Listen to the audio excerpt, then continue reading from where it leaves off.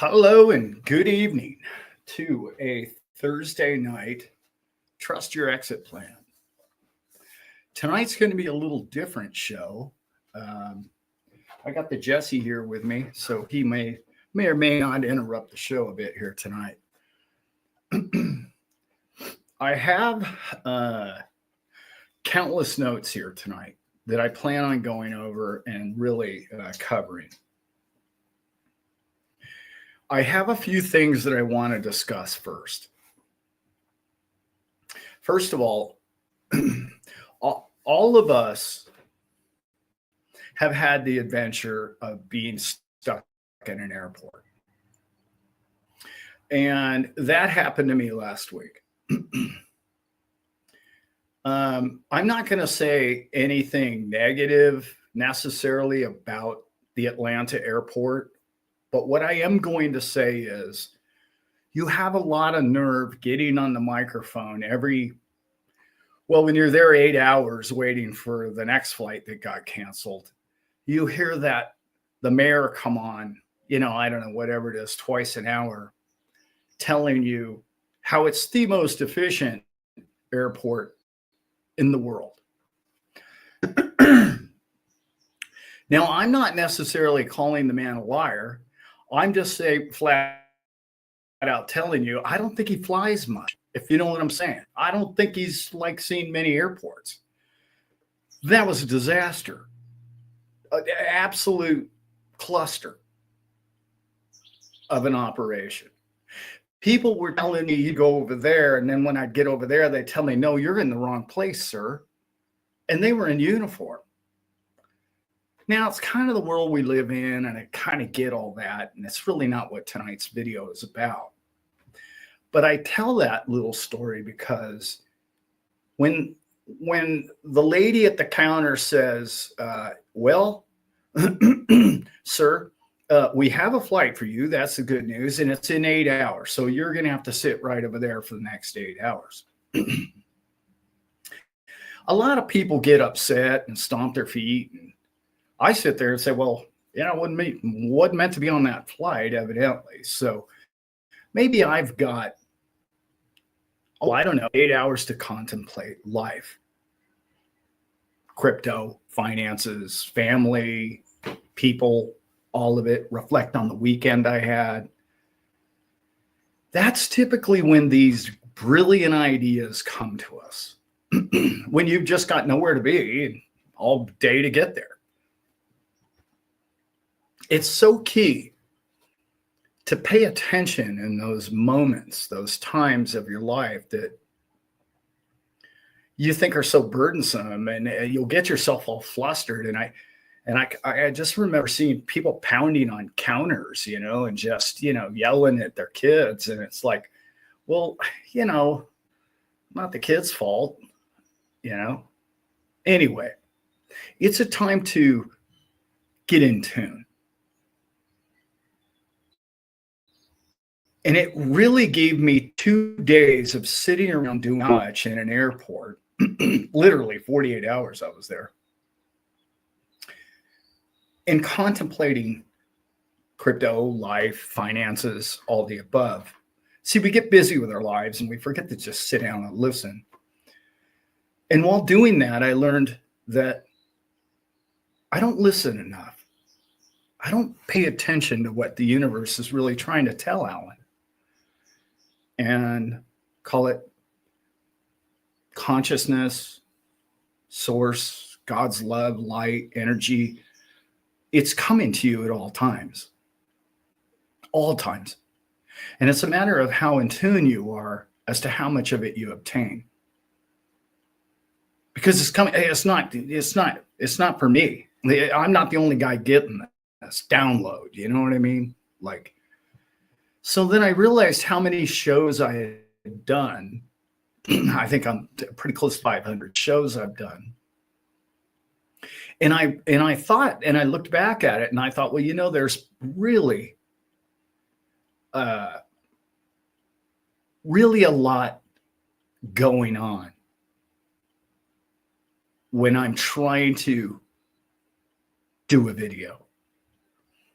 I'm not a script guy. But you know what's going on? I'm listening. I've gotten good about being connected. And that's really what tonight's information is about. Yeah, I'm sorry. My internet isn't the greatest. And I just saw where the sound is good, but the video isn't. That's all right. You've seen this old guy before. This is really what this show's about. I received a few things that were like, well, I'm just going to come right out and tell you. There's about 4 things tonight that I'm really going to cover with you, that I'm going to just blindly go out on a limb right now and just say this man was absolutely incorrect about. I was wrong in my perceptions. I got them wrong. Wrong's a strong word, but what I believed crypto was and what I thought it meant to mankind was pretty good. I mean, I really thought it was an incredible avenue that this journey in which we're all on. It's minuscule compared to its reality, in which I may or may not have an accurate download or perception of.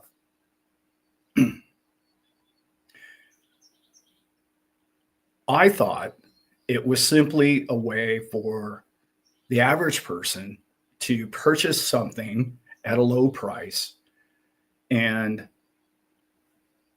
sell at a high price, a ridiculous X of 20 to 50, 1,000. Bitcoin's gone up 50 million times or something crazy. And I thought that was the opportunity. And what I'm going to talk about tonight is that that's still true, but the concept of this entire crypto thing was misleading. It is generational wealth, and it is going to be incredible for the future of all mankind because of the financial rewards or strengths that it has. Its abilities. It is not to do with a number or money go up. Yeah.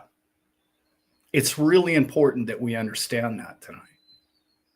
So, on a baseline level, I want everybody to understand when I say crypto, I mean your favorite cryptos.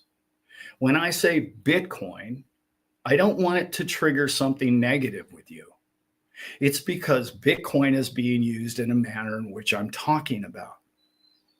If you don't like Bitcoin, that's fine. If you don't like XRP, that's fine too. I happen to know that both of those are going to play a vital role. Different roles, but they're very vital to the future of mankind. I first want to say I got to cover this whole tariff mess because I get so many questions about it. Everybody has tariffs. Everything is a tariff. Taxation, tariffs, fees, license fees, agreement fee, all of that's a tariff. All of it. Your registration on your car, why do we need to register the car? To drive down the road. That's a tariff. I don't care what you call it. Let's remember the word tariff. I think it's, I used to know. I think it's like 2,000-year-old. It's biblical. For instance, I spent a lot of time in the Bahamas, and any of you that have been to the Bahamas, you'll understand that everything is expensive in the Bahamas or Hawaii. Why? Well, everything has to be shipped there. Well, they don't have any taxes. So the citizens don't pay taxes. But what do they pay? Import fees. Everything gets taxed. Toilet paper gets taxed 30%. Coming in through the import fee. You have to pay a fee if you want to sell your products on my island. Well, that fee pays for all the social goods of that island because they have no resources. How are they going to tax their people? Their people don't really create things. I know you know all that, and I know I've mentioned that in other videos. But it's so important to the beginning or the understanding of where I'm going tonight. See, we're going to have to find new ways to generate revenue or income. With the likes of AI and robotics and the rest of it coming your way, how is the average man going to go ahead and pay for the paving of the streets? How are we going to tax them, in particular, if they don't have a job? If the robot took their job or whatever, there has to be an income stream. I'm going to get to that at the end of the show. You're going to love that. So when I really started to okay, I got to crush this thing and I got to figure it out. Well, you know how we all sit around and we ask ourselves all the time, hey, what about this, universe? What about this? What about this? What about this? And when all of it starts to flood into you and you're in that receptive moment, I'm going to explain where I was again. I haven't been feeling well, and if I have a coughing attack, just please excuse me now. I was sunning out in the yard. It's been beautiful here, and I like to get as much sun as possible when I'm not feeling well, and putting my feet in the ground and all the rest of it, all those things that I really truly believe is really important for mankind to do. All these downloads started coming to me, and they were so simple and so profound. And I thought, wow, I'm really plugged in here today. I need to get a notepad and write this down. The things I'm going to share with you are my perceptions of the reality in which our world is headed to. I'm not your financial guru. I'm not your, know-it-all guy on YouTube. I'm just a guy with a couple of ideas about the way he thinks the world could be headed in the future. Take what you can use. If you like what you hear, maybe hit a like. That'd be great. But if it doesn't resonate with you, move on and get to the next thing. And if I say something that offends you, that's good. That's a good thing, because that means you're being discerning, you're learning, you're stepping back going, that changes my reality. I'm not sure about that. I better look into it. That is being a discerning individual about your future, and you will get better in life. You will not get stuck in the same paradigm if you're that person. Enough about trying to explain that. The conclusion I came to about tariffs, and I'm going to get off that real quick here, was that you can't tariff crypto. That's big. Remember that. You can tariff gold. You can tariff goods. You can tariff product. You can tax all of those things. But how are you going to tariff me on a crypto that I want to send to, my son or Becky or Joanna, somebody in the chat here? How are you going to tariff that? You can't. And that leads me to a very important starting point. See, now we're going to get off of tariffs. And I'm going to explain to you what's happening in the world today. What happened in the last 6 months with crypto? It rode up to 108, I believe Bitcoin got to 350 if you're XRP. Wow, such great numbers. High-level financial institutions have been studying this with charts, with TA, with movement of money and manipulation of commodities markets, which it is considered, with the manipulation of futures markets. But when you really, really get down to it, it was the options and futures market that Wall Street figured out how to trade crypto. That's what you're not hearing anybody else talk about. Wall Street figured out how to contain the beast. See, Wall Street, as you and I know, they have this like, oh, well, if it goes down too low, we'll just shut the thing off.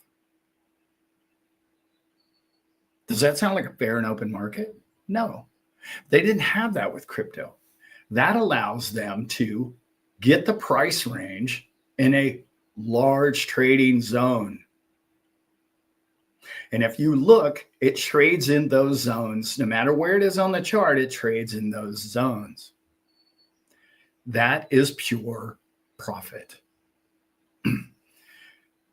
Same, and the same happened with the equities markets over the last few days. You think, oh, the sky's falling. Oh, yeah, that whole thing. Volatility. Why did they need the volatility? They needed the volatility because that's where the profit is. They told you just 3 days ago that the market lost $5 trillion. No, that means somebody made $5 trillion. Or the market lost $5 trillion in equity, but people made a lot of money on the way down. They shorted that market. No question about it. What happened just yesterday? The market turns around the other way and they made $4 trillion. Why do they need volatility? Because that's their only way left to earn money. And they finally learned how to trade crypto, in particular Bitcoin. Okay. They're trading Bitcoin and all the other markets are following it still. It is still the big dog in the pen. So what this man got wrong's a strong word, but I was under the misconception that all these institutional players were obtaining Bitcoin and hodling like you and I. That's not what they're doing. Oh, sure. Michael Saylor is, US government is, big institutions who are not traders are hodling. That's what they're doing. And that hodling is absorbing more and more and more, in particular with Bitcoin, because there's less of it and it's at the top. They're hodling more and more of these coins. But that's not what the trading institutions are doing. The trading institutions, they got in with the ETF and all of the RIAs, okay? They're all of a sudden being able to trade this new product, which has this tiny little market. It's very difficult for them to trade a bond market or an equities market. But it's real easy for them. And I'm not talking about manipulation here. I'm talking about finding ways for them to profit with robotics through steady trading and make a mint doing it. And that's what they're doing. The difference between you and I and governments, say, who are buying coins and hodling, is they have this sweet spot, which is generating revenue, yield, income, which the world is starving for. The world has no way to make money right now. Look around. Cars aren't selling. Real estate's nothing's selling. Because there's no liquidity in the market. But what is when you can find volatility like it's been, and it's been volatile ever since Trump got in. I mean, even just when he got elected. So we're talking since November, you've seen high volatility. I mean, XRP went from 50 cents to 350 and all ranges in between. That's high volatility. Clearly, this person does not watch my show. Sorry about that. That's high volatility. Where's the issue here? Well, you say, well, that's good for the market. Everybody's making money. That's great. Wall Street's obtaining money, digits, wealth in a market where nobody's making any money. So what are they going to do with those profits? They're going to one day, the music's going to stop on them trading volatility. and they're going to be a hodler. And that's the day that it's going to be the beginning of the rip your face off moment. They're currently making money with all this. But any big institutional trader who's traded on a large platform understands that this volatility and the profits coming out, the 5 trillion, then the 4 trillion, the 5 trillion, the 4 trillion, all of that velocity of money and all of that, those digits are being consumed. And there's less and less liquidity in the market. Whenever you have high vol, it can't last forever because people are absorbing those profits. I don't know about you, but if you make $500 million tomorrow as a trading firm, are you just going to let it ride? No, you're going to take a percentage of the 100% we're going to call, you made let's say you made $500 million yesterday. You're going to take 100 million and you're going to put it into HODL. You're going to take the other 400 million and sit back and wait for the next opportunity. But each time those opportunities decline in volatility. They know that. They're trading this. They're successfully doing this. They understand this market now. And they understand. There was something said back in 2020 that I hope you guys remember me doing an entire show about. And that was when Signature Bank went under, when they weren't insolvent, when Silicon Valley went belly up, when they weren't insolvent. B of A is insolvent today. There was something said that I don't know if you remember Miss Yellen saying this, but she basically told you, we're going to backstop all this. We got their back. We're not letting them fail. That tells me and anybody in the money market institutional system, they weren't just talking about banks. Nothing has a failure rate anymore. Nobody fails. With the S&P 500, we have 500 stocks that are absolutely bulletproof, and they're zombie companies. They don't make a profit, but nobody's letting them fail. That is what just came to you. Wall Street. And all you need to do, I'm sorry, my internet's kind of lagging.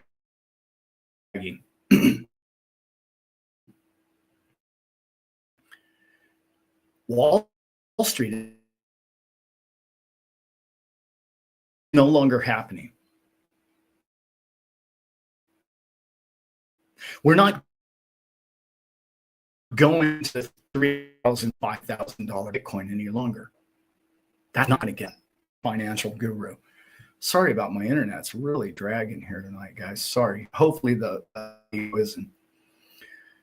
So when all of that happens, you now have a backstop. You have a bottom. They're trading in a zone, a range. That range is your opportunity to buy the bottoms and hodl. Because when I told you the music's about to stop, and when that music stops is global liquidity comes in. That's not happening yet. I'm talking starting in May, global liquidity. I don't know if any of you saw Raoul Paul's show the other day. He's been talking about this for 2 years. I believe it to be true. It is happening. That is what's about to occur. That volatility has to come in. That liquidity has to come in. Why? Because all this volatility is pulling the liquidity out of the market right now. And there wasn't any liquidity to begin with. How do I know that? Because nobody's buying a car, nobody's buying a house, nobody's moving the money around. The velocity of money has stopped. Okay. So they have to spark that again. When they crank that back up, in particular to pay the interest on the debt due before the end of the year, I believe November, you're looking at money printer go burr. I know. We know all that, Alan. We got all that. I'm going to go over some of this stuff here. Some of the things that are happening right now have been laws that have been created over the last 2 or 3 years. I don't know if you guys saw this, but Michael Saylor just yesterday or the day before took an almost $6 billion loss on his crypto. He gets to write off 5.8, I believe it was, $5.8 billion in paper loss. Where's your downside risk as a corporation to own Bitcoin any longer? There isn't any. And those of you that think Bitcoin or XRP is going to zero, good luck with that. I just explained to you Wall Street is not going to let that happen. Why? Because they're in now. They understand how to trade it. They know where it's going. They want to be a hodler. Right now, they're trying to get the velocity or the movement of all this is profitable for them. So they're generating massive amounts of profit that they can't make in a bond market. They can't make in the real estate market, and they can't make in the equities market. So where are they doing it? They're trading crypto, and that crypto is your key to the success of the future of your generational families. And I know you know all that, but I'm going somewhere with all this, and I hope you guys get this. Okay, Michael Saylor, because of the new tax accounting, guy gets to write up. He never was able to do that before. You were never able to be a corporation and write paper losses of crypto off. Now you can. Pretty amazing. What is that? That's a backstop. Why wouldn't you buy it? Why do you not have crypto on your ledger? Why is it not on your P&L sheet? Why now is your risk? Where is your risk? Oh, it's too volatile. No, we already discussed volatility is where they make their money. Why else are you? Oh, well, we don't know. No, it's a reserve asset. Well, I don't know. It seems kind of risky still. I don't know enough about it. Oh, wait a minute. Oh, that's right. The president's son just became a board member of MetaWorld and a board member of the largest mining company in America, or one of them. You think Bitcoin's going away? Russia and China are trading oil with it. They're avoiding the US dollar with it. Now, I don't think that's what Bitcoin's going to do ultimately in the long run, because where I'm headed now is what's really important to your future. This is the time where Wall Street's making money off of it. They like it. Okay, it's great. People are capitulating. They're giving up their coins. They're allowing people to buy these Bitcoin in particular because there's not a lot left of it. There's not much there in that market. There's still time for them to obtain XRP and Cardano and the other coins. So that there's a bigger influence and a more timely importance on getting more Bitcoin. But when you start looking at what they're going to do with what happens when the music starts to stop, particularly on Bitcoin, and they say, okay, we're not going to trade its volatility any longer. We're going to become hodlers because it's a global asset. We need to own it. It's a strategic asset, which all cryptos will be. The top good coins will all be strategic and will be all necessity to own. And I will finish the show tonight and why that's so important. So let's say the music starts to slow down, it stops. That's when liquidity is going to go crazy. They're going to have to pump liquidity in here. And it's going to go more into Bitcoin and crypto than ever before, because they're going to be hodlers. Now, why do you want to be a hodler of crypto? Well, there's a bunch of reasons that I'm going to go over tonight, but the big one is this one immediately right off the bat. When you understand what debt means to the world, debt is not going away. Okay. I know it would be nice if it did, but it's not. If you want debt to go away, then you're not going to be able to trade your XRP. The XRP, the railroad tracks, is going to be for what? Retail purchases? No. You need banks trading with banks. You need institutions trading with institutions, and you need them loaning and borrowing money. When you understand what I'm about to tell you about the significance of the size of what's happening right now, and when the music slows down to a stop, you're going to want to have enough crypto to where you can be just like Michael Saylor. I'm not talking about having millions of them. I'm talking about a percentage of your net worth. Whether it be 10% or 50% is going to be astronomical compared to most people that you know on the street. And I know most of you probably have that amount. I'm not talking about that. What I'm saying is Wall Street banking institutions make money by lending debt. So are you going to buy a car? Is that good debt? No. Are you going to buy a house? Yeah, well, you got to have somewhere to live. Is that good debt? It can be really good debt, can't it? It can be. What's good debt out there? A bond? Equities? Well, let's just go over some of these numbers here real quick, shall we? Look at this. This is just off today's just quick numbers. Treasuries, roughly $100 trillion globally. Okay. Bonds. This is just treasury bond. $100 trillion, $200 trillion in real estate.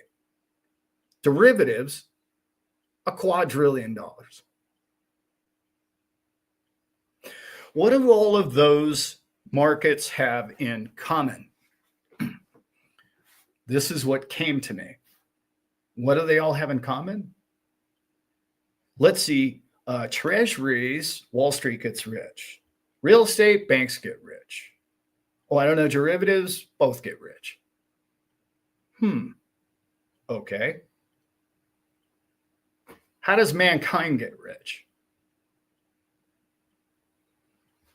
By kind of buying treasuries, but yeah, kind of buying real estate. But we got a what? We got a middleman between the two of us, which we already know. The middlemen are getting rich. Wall Street's getting rich. The bankers are getting rich.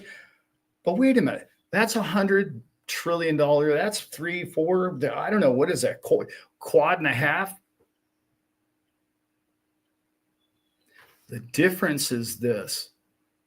They know where the ball's going.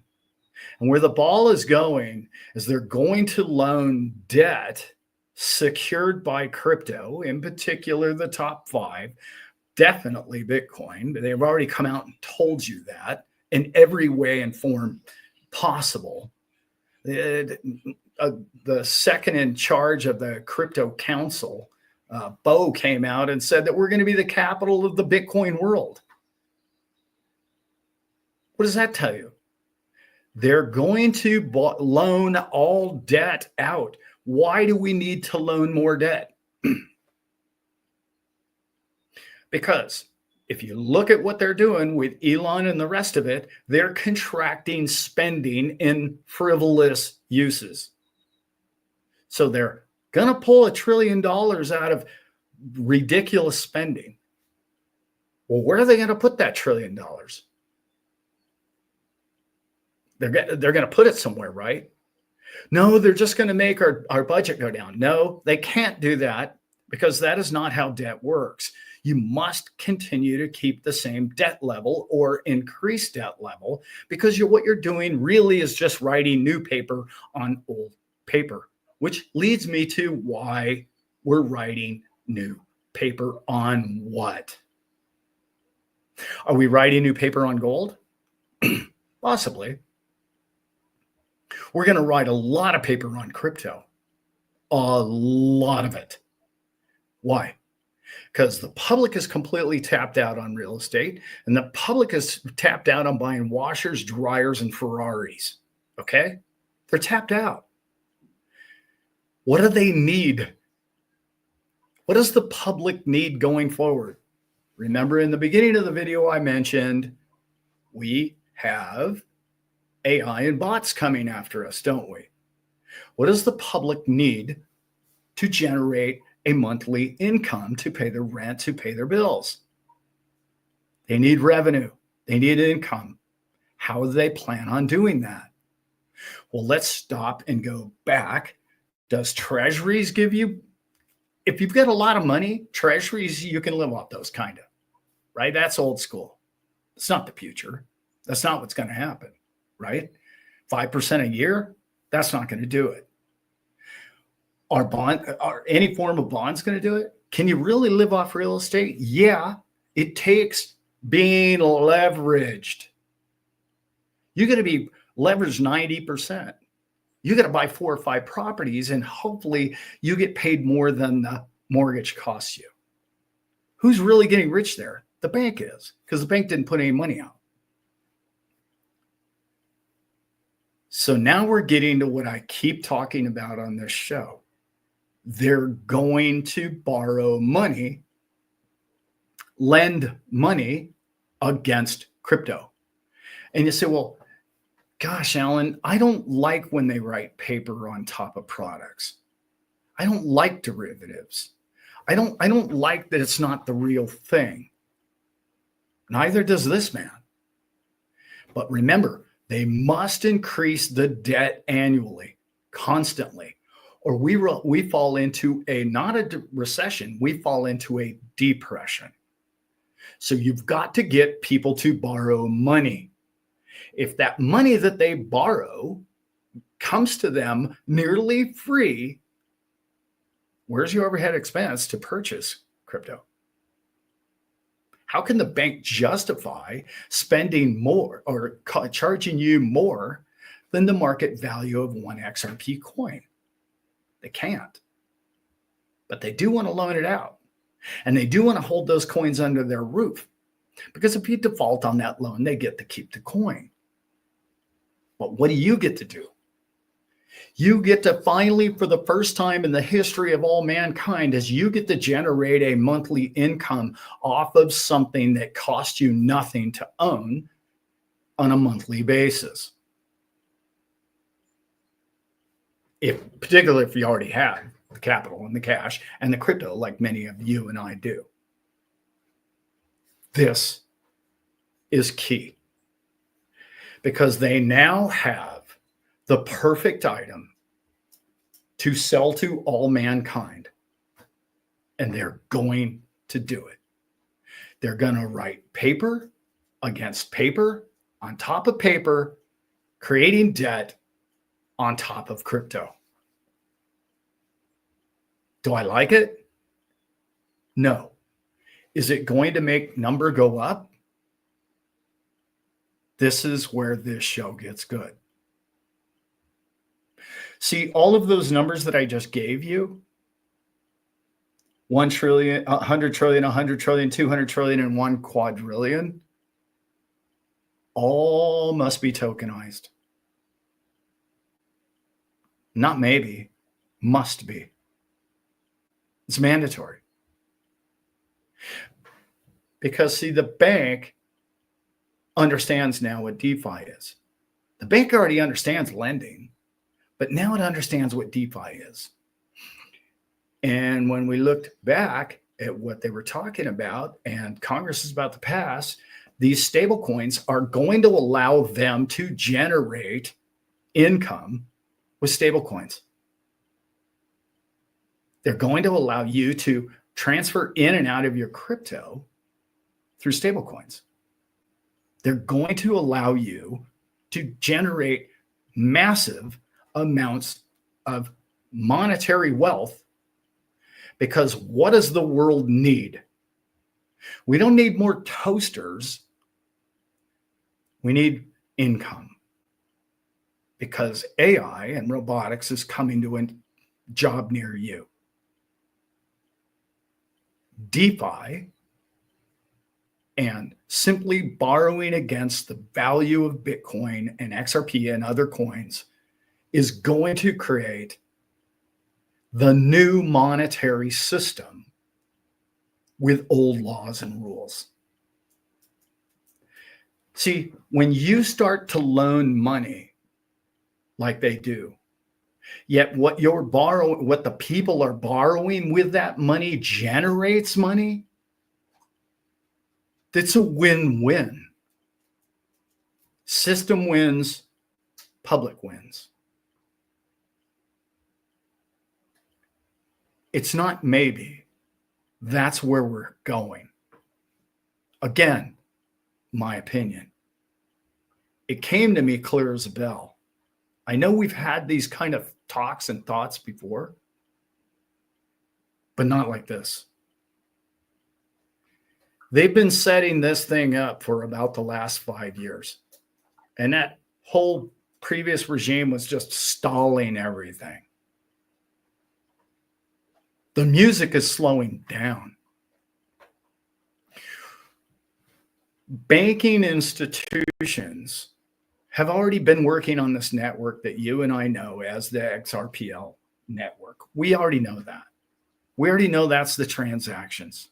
That's the utility of the movement of all of this, is virtually free to all of us.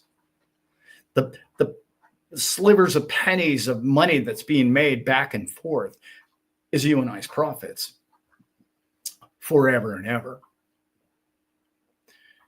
But the collateralization of Bitcoin and the borrowing against of it is going to create a derivatives market. They're going to every single thing, every item on the face of this planet that has value today will be evaluated in the valuation of Bitcoin at one time, or gold. They have no other angle. There's no other way to go with this. They're going to digitize property, equities, and bonds. Now, how do I know this? Well, I get, glimpses of the future, as we all do. Sometimes we listen to it. But there was something said the other day that was very, very key. And I had to listen to it 4 times. And when I listened to it the 4th time, it all clicked. Because, see, what they've been telling us, I don't know, since Nashville, but then lately they said, well, we're not going to charge any Americans $1 to buy Bitcoin for our national reserve. We will not spend one taxpayer dollar on that. No, they're not going to do that. Well, what are the 2 most successful bonds in the last decade? Michael Saylor's? Yes. Oh, Metaplanet? Oh, yeah. Oh, El Salvador? That's correct. This current government understands what was done there. They're going to rebuild America on the backs of said coin. I know it offends a lot of people. Of the National Reserve coin, the coin that they said that America's going to be the #1 producer, creator, and owner of Bitcoins. That's exactly what they said. If you're not listening to that, that's okay. If you don't like Bitcoin, I understand that. And if you want to make more money in the short term, a better ROI, I get that. That makes a lot of sense to own more XRP and more Cardano and maybe even Ethereum. I don't know, Solana, whatever I understand return on investment. I get that. but they're telling you what they're about to do. They're about to write old school bonds because that's not costing the taxpayer money, only if you choose to decide to invest in it. And they're lowering the price of all fuel on the planet. Right now, it's happening. Oil's dropping through the floor. They're going to make Bitcoin their strategic reserve, but it's going to be done in a bond market fashion. The beautiful thing is, I'm just guessing, XCC, I don't know. That's a bond trader. Probably going to be done through, I don't know. Has anyone noticed that Hashgraph or HBAR didn't go down much when everybody else was down 25, 30%? It was down 5, 10%. Anybody notice that? I was looking for a deal the last couple of days. I can't buy any. There's no such thing as a cheap HBAR anymore.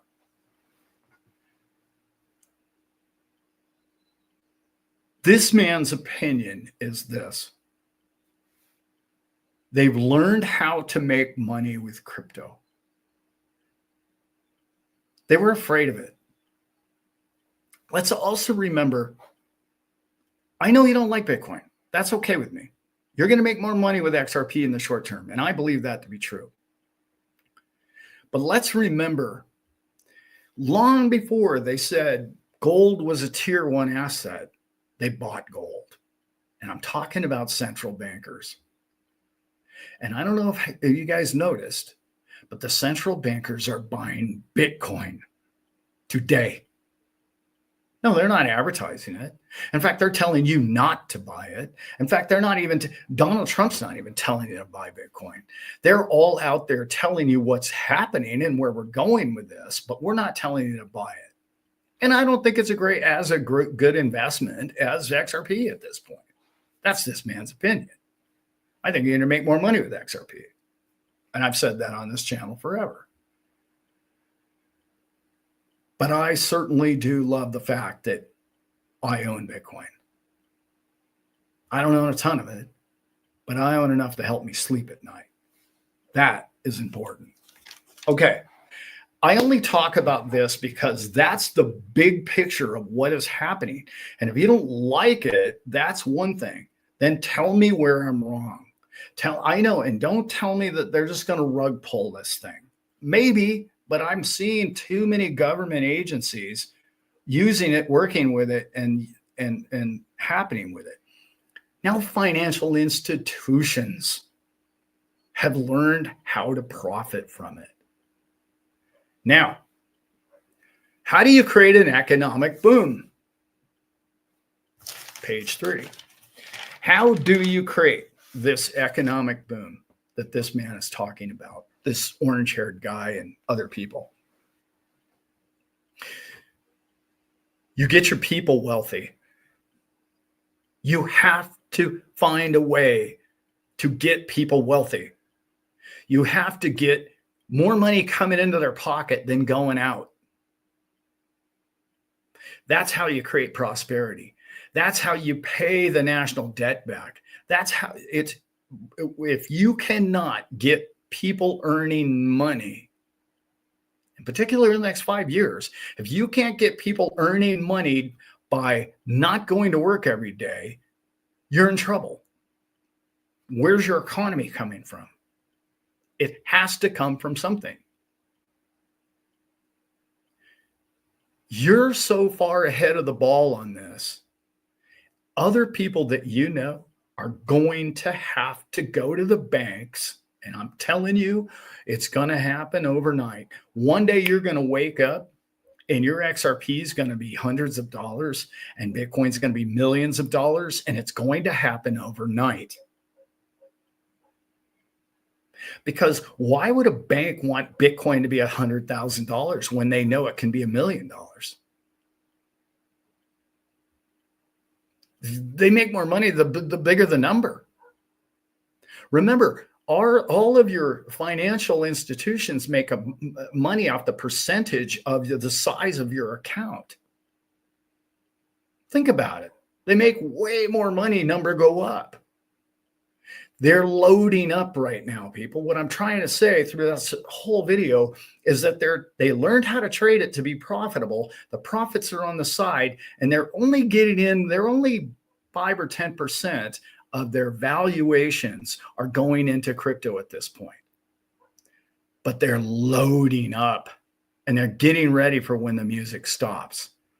And that's when all their whole product portfolio is going to unfold.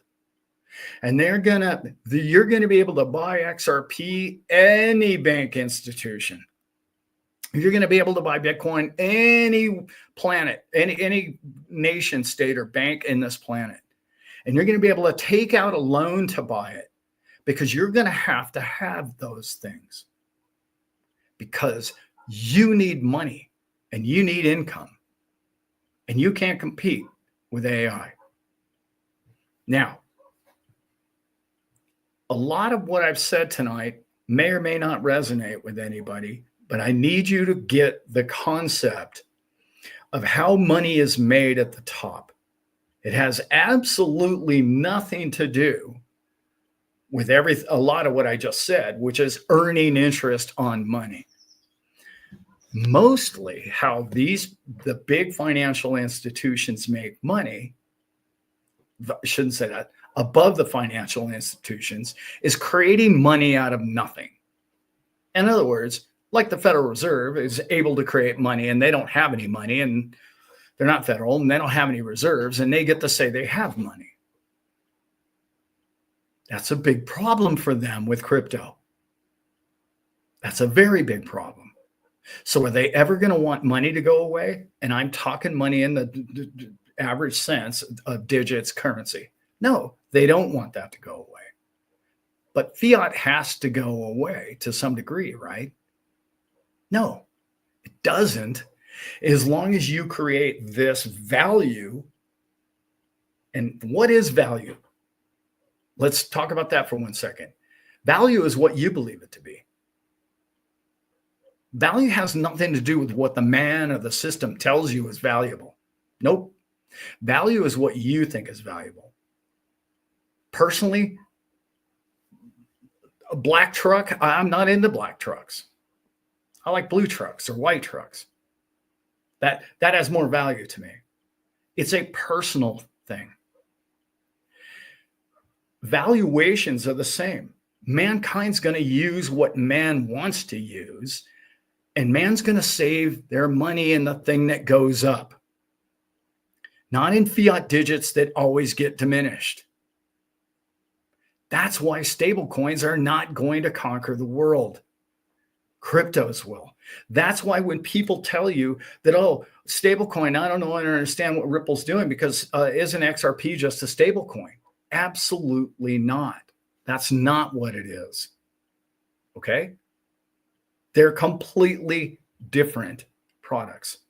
One can be printed like fiat out of thin air. The other one has a limited supply. I know you know that, but that's in the context of what I'm talking about tonight is really, really important. Mankind, okay, we can only control two things, okay? Mankind can only control two things, which is effort and what you believe can happen. That's it, guys. I know it sounds crazy, but your belief of what's going to happen in the future is in your control. That's a fact. Those are the only two factors you have. Your optimism, what do you believe is going to happen? What's going to believe in the belief in your life and your life experience and the people that you listen to and the information that you take in going forward, and your effort. Those are really the only two things that you can change about what's going to happen in the future of your life. They fought us and they fought us and they fought us on this crypto thing. And now they've figured out how to profit from it. These banking institutions are going to write paper money on top of your cryptos, and it's going to blow your mind what they're going to do with this. Number go up doesn't even come close to what I'm talking about here. The paper derivatives market is going to take your coins to an entire stratosphere. I'm not talking to the moon. They've never had a product like this. They've never had a product where the little man gets wealthy by borrowing money and owning the coin and getting wealthy.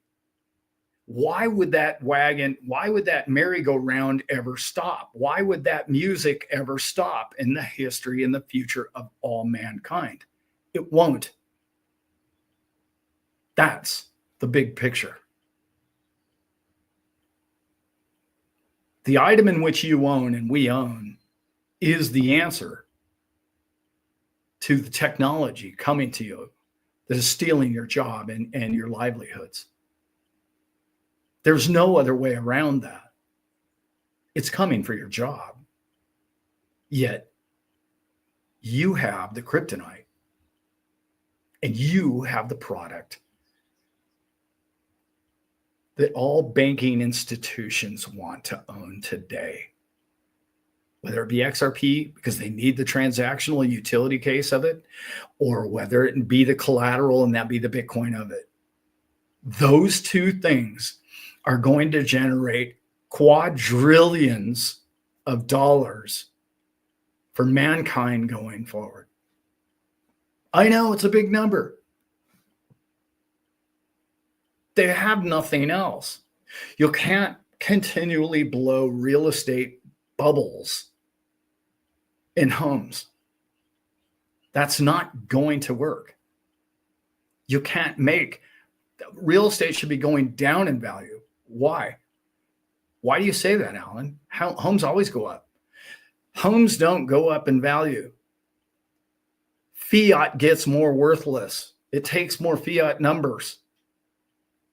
When we can turn that around and base our entire system or the credit system on something that never goes, it gets inflated in valuations. In other words, they can't make more Bitcoin or more XRP. They have to play within a parameter. That valuation has to grow in a number value, not in a more coins number, is a big issue here. They've never run across scarcity before. I know you guys know a lot of this, but you need to understand what that means to the debt market. How are they going to create more debt? We need more debt. They're going to create more debt by people borrowing money to buy the coins you own. There isn't anything else for them to buy. You don't want housing to double in price from here. You don't want equities can go up in value, but equities are based on future profits. What if most of these companies are zombies? In particular, most of them are based upon the old system, which AI and robotics is about to obliterate.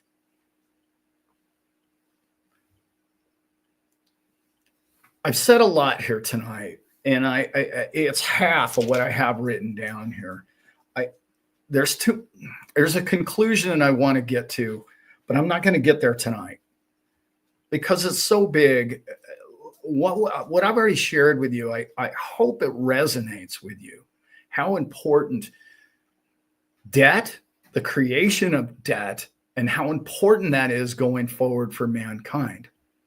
See, we can't just stop this merry-go-round. Sure, we could do a reset. And we could take a bunch of zeros off the dollar.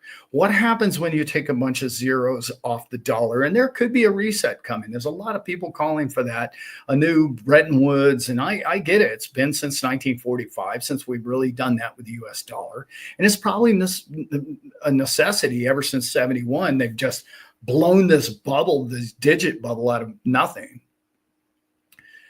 So what are they going to do? Where are they going to put it into?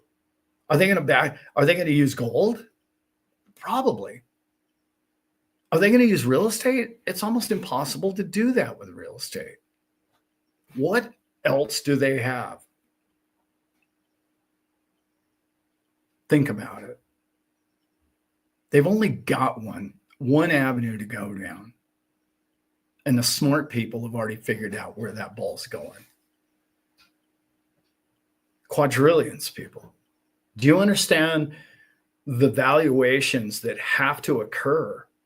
This isn't maybe. This has to happen. I mean, unless they come up with something completely different. But even then, it's going to be batted around for 5-10 years like crypto was before it gets adoption, right? So there can't be anything other than crypto come along in which they need to create the larger debt bubble. Even if we do a reset and they take zeros off of the money, like I was talking about, and they devalue the value of your dollar is going to buy less value. They're going to have to do that here real soon. Is that going to devalue the value of your XRP?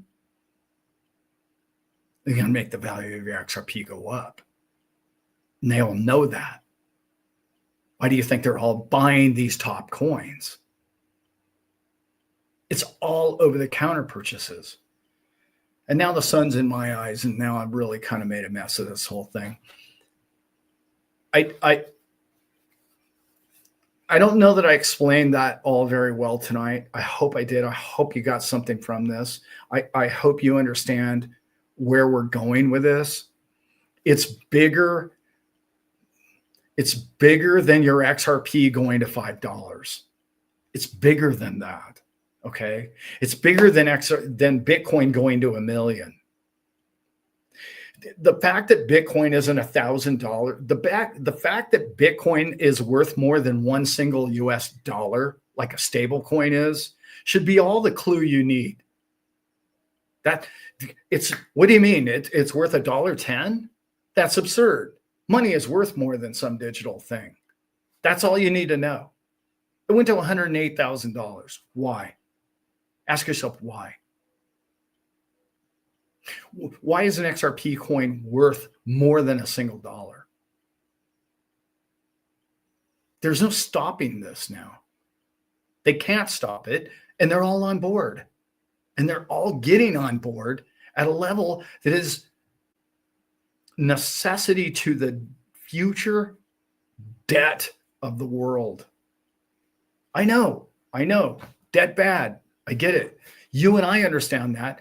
They don't care about debt. They're paying interest on debt. They don't pay the debt off. Nobody ever pays debt off.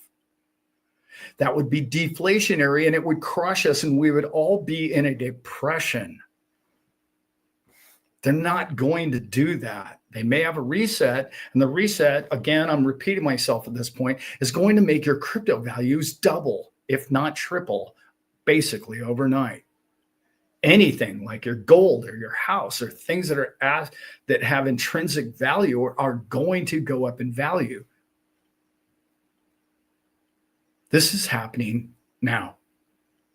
This isn't maybe. I'm not speculating. All you need to do is listen to the people that are telling you, okay? Scott Bessent is telling you every single day what's happening. He just got on an interview the other day, and he said, this is the single greatest, as an economist, this is the single greatest time to be alive in the history of man.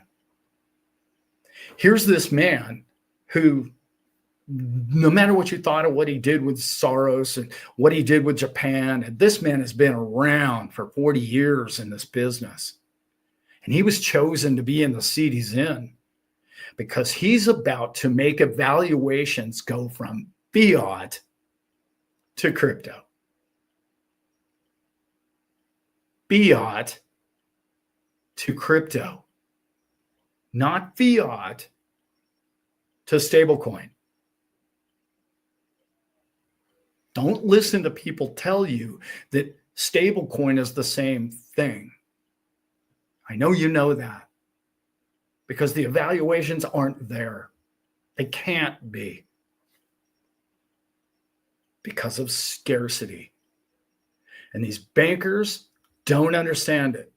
These central bankers, they don't get scarcity. Why do you think they just got caught buying so much Bitcoin? And I'm gonna go back to what I said in the beginning. Why do you think that all of these accounting laws have all changed? For the reason of collateral. Why did we get banking collateral laws first in America? Why was the Bank of New York Mellon chosen to be a collateral, official collateral first? And that was even Gary Gensler gave him that right. Right? That told you everything you needed to know. The head of the commerce owns Bitcoin. The head of the commerce understands stablecoins. He's a part owner of Tether. This thing is all going to be built on something that cannot be papered over. And that's the coins in which you own. And I don't know how else to explain it to you. Is it perfect? Yes. Why? It's perfect because the little man can make a living. The little man can use DeFi to his advantage, his or her advantage for the rest of life. We've never had a product like this. We've never had a reason to create a debt bubble that makes the lower class become middle class and the middle class become upper class to the point where there isn't any more lower class. All you need to do is go run out and grab a loan and get some coins and make them work for you. You don't need to go to work. I know we're a ways off, but it's coming and they have no other way around it. That, what I just explained to you, is what came to me clear as a bell. Hopefully it makes sense to you. Hopefully you guys got something from this show. I've been rambling on for over an hour here. I'm going to follow this up next Thursday with the next side of where I think this will end up. And I hope you guys got something from this. My voice is about shot. So I'm going to end this thing here pretty quick. I'm not always great at explaining things. But sometimes the little words in between the sentences or the meaning or the feeling that I have. Oh, by the way, I'm going to ask one thing. Please hit like because more people will see this if you do hit the like. The little meanings that you get, I want you to pay attention. It's not the words I'm saying necessarily. It's the emotion behind it. It's the feeling I know about it. It's the future of mankind that I see and our prosperity. It's not just about I bought XLM or XRP and the coin, went up 1,000 times and I bought a Lambo. This is bigger than that. And you're part of it. And it's so massive that mankind can't comprehend it. Most YouTube channels, like I was telling you, I got it wrong. I was in the beginning of the video, I was telling you, I got this completely wrong. I thought it was about number go up. Although I've been saying for many years, never sell your Bitcoin. Probably never sell your XRP at this point. Because it's annual income forever. You're going to loan your coins out. And it's bigger than just loaning them. And that's where I'm going with the next show. So I need to not give away next week's show, but I'm going to tell you ways in which you're going to do, how we're going to use these products, how Wall Street's going to take these products, and I'm going to show you how they use them currently and how they're going to use them in the future. That is going to blow your mind. It blew my mind. I hate to do a teaser, but I got to tease you up for next Thursday's show. I'm going to be on the boat. So internet might be as spotty as it is here, but hopefully you guys got something from this. And I really appreciate all of you. There's too many in this thing. Brian, J. Val, Hoofdy, I saw all of you. Professor, I love you all. Darren Collins, XRP Renegade, good to see you back in. Thank you so much. Thanks, B-Man, for being in the chat and holding it down. Joanna, Becky, I love you all. I appreciate your time, and I know your time is precious to you. And I truly, truly cannot wait for our futures together. With that, I'm going to try and get out of here. Save my voice for the rest of tomorrow's show. Oh, don't forget, by the way, my son and I do a Sunday live show, 10 a.m.-ish West Coast time, 1 o'clock Eastern. Check us out. We have a lot of fun. It's less crypto and it's a lot more father and son good stuff. All right. And the world needs more of that. Right. Okay, guys. I love you all. Be well.